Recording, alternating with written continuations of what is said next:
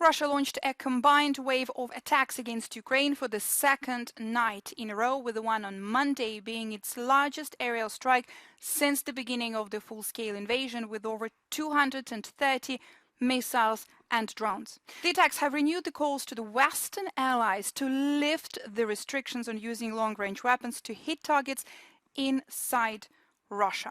If you want to defend these types of attacks effectively and also efficiently, you have to go after the shooter. You have to take those launchers that deploy these missile systems, and you cannot wait until they reach your airspace in order to counter them.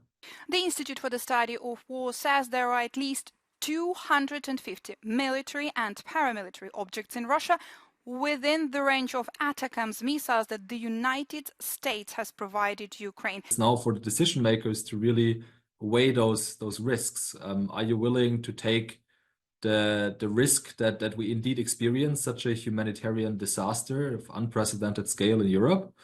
Or do we take those residual risks in terms of escalation management and potential Russian responses, and allow Ukraine to finally employ these Western weapon systems against Russian targets deeper inside Russian homeland? Washington currently only allows strikes using the US-provided HIMARS equipped with guided multiple launch rocket system at maximum, permitting Ukraine to strike only about 20 out of the 250 objects it could strike with ATACMS. This is the yellow area here.